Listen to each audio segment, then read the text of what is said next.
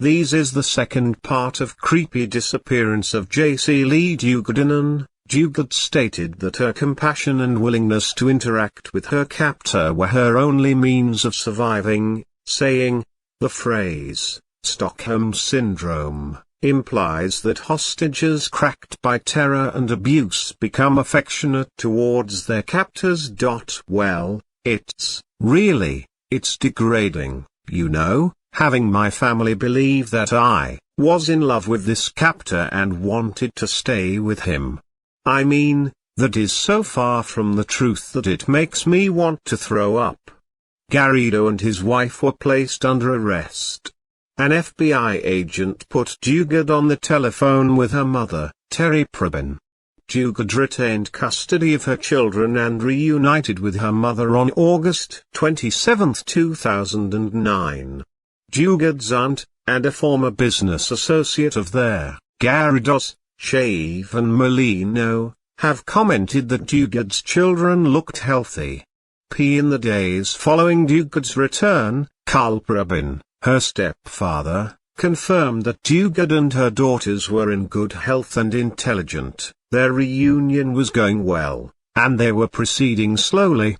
He said his stepdaughter had developed a significant emotional bond with Garrido, and the two daughters cried when they learned of their father's arrest.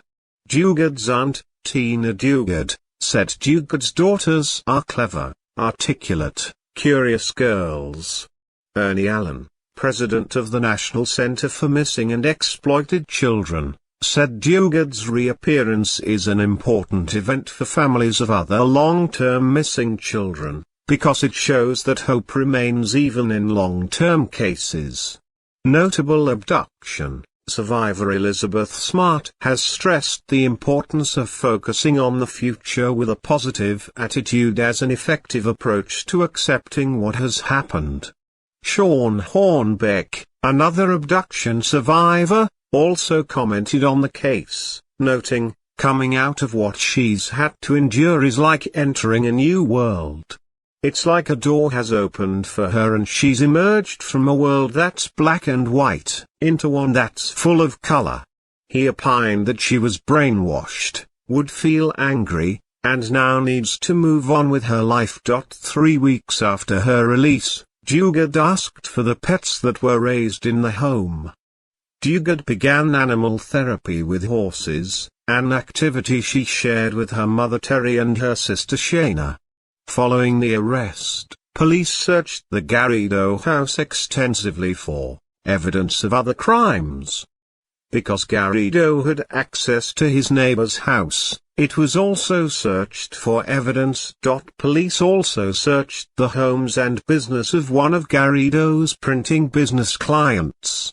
Police agencies from Hayward and Dublin, California, conducted searches of the Garridos property for evidence pertaining to missing girls from those communities, but did not find any. In July 2011, Hayward police announced that Garrido has not been eliminated as a suspect and is still a person of interest in the abduction case of Michaela Gecht. Gecht was kidnapped in 1988 and Hayward is 55 miles, 89 kilometers, from the Garridos Antioch home. On August 28, 2009, Garrido and his wife pleaded not guilty. The case was prosecuted in El Dorado County, by elected District Attorney Verna Pearson and Assistant District Attorney James Clinchard. A bail review, pre-preliminary hearing was held September 14, 2009. At the El Dorado County Superior Court in Placerville, California. At the hearing, Superior Court Judge Douglas Fimester set bail for Garrido's wife Nancy at $30 million. However, there was a no-bail parole hold on Garrido. The judge initially kept Nancy in custody on a no-bail hold, but she was granted bail at a later date. At the September 14 hearing, Fimester also granted a request from Garrido's attorney to have a psychologist or psychiatrist appointed to conduct a confidential evaluation. Such examinations can be used by the defense to assist in case preparation, and additional mental health examinations can be ordered at subsequent phases in their proceedings. On October 29, 2009, a short hearing was held to set a date for the next pre-preliminary hearing when issues such as discovery were to be discussed. This hearing occurred on December 11, 2009. Katie Calloway Hall. She appeared in the courtroom at the October and December hearings. She did not speak during either proceeding. On November 5, 2009, FIMISTER ordered Nancy's defense attorney, Gilbert Maines, to be removed from the case. According to a posting on the court's website, the decision occurred in review of confidential evidence that has not been disclosed to the public, and details of the proceedings were kept sealed. The decision was immediately stayed until November 30, 2009. On November 12, 2009, FIMISTER appointed Stephen A. Tapson as interim counsel for Nancy. Gilbert Maines appealed the decision and received a favorable ruling by the California 3rd District Court of Appeal on December 15, 2009. On December 22, 2009, the same court gave the El Dorado Superior Court until January 2010 to respond to the ruling.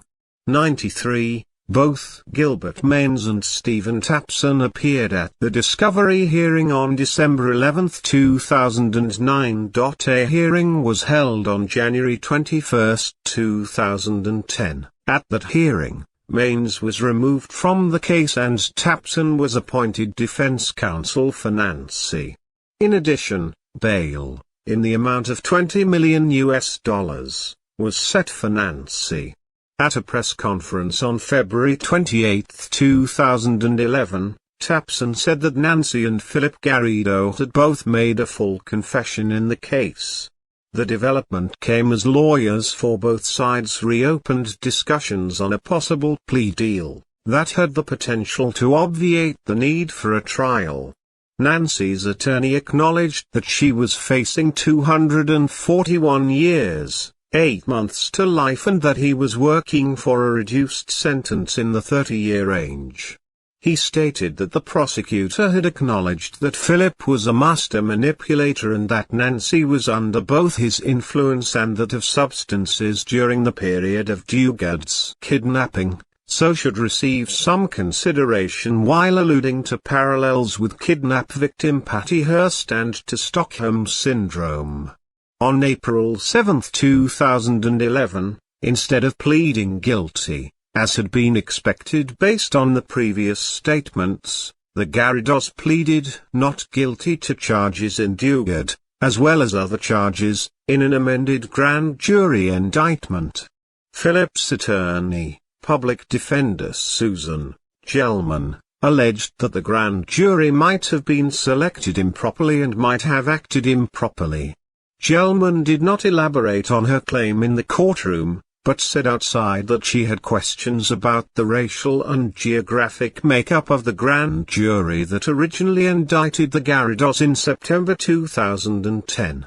Judge FIMISTER noted that there were issues about the process itself before the grand jury, and also stated that the court would consider whether the grand jury acted appropriately. These developments were largely unforeseen by attorney Stephen Tapson, who represented Nancy. Tapson had said earlier that week that Philip had made a deal with prosecutors to plead guilty and spend the rest of his life in prison. Gelman was upset with Tapson for telling reporters that her client had planned to plead guilty, saying that he should only speak about his own client, Nancy. Tapson said he found out about Gelman's plans only late on April 6. Neither attorney would elaborate further on the specific concerns about the grand jury. El Dorado, California District Attorney Vern Pearson said he did not think the complaints about the grand jury would ultimately derail the case, against the Garrido on April 28, 2011. The Garridos pleaded guilty on June 2, 2011. Philip was sentenced to 431 years to life imprisonment. Nancy was sentenced to 36 years to life imprisonment. The sentences would allow both to be eligible for parole in August 2034. Philip was imprisoned in California State Prison, Corcoran, while Nancy was incarcerated at Central California Women's Facility in Chowchilla. Dugard did not attend the sentencing, instead sending a written message with her mother to read aloud in court on September 22, 2011. Dugard filed a lawsuit in United States District Court for the Northern District of California, accusing the United States of failing to monitor Philip when he was a federal parolee. Dugard alleged in her lawsuit against the federal government that parole officials should have returned Garrido to prison for any number of parole violations that preceded her abduction, including testing positive for drugs and alcohol.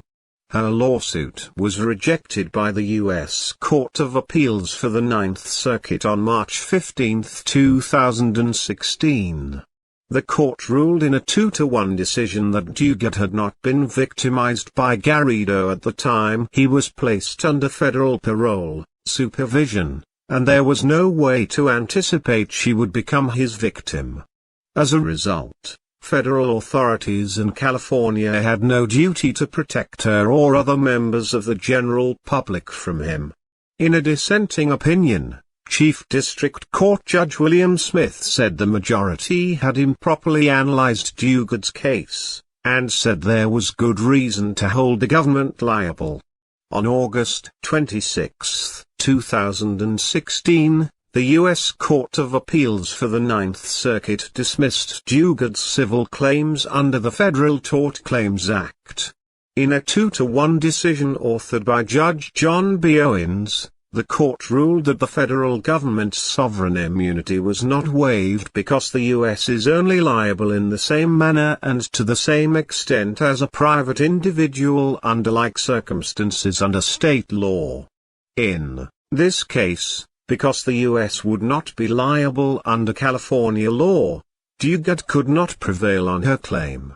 Chief District Court Judge William Smith again dissented, stating that he believed that the majority misinterpreted California law, as the cases cited by the majority only involved liability in rehab.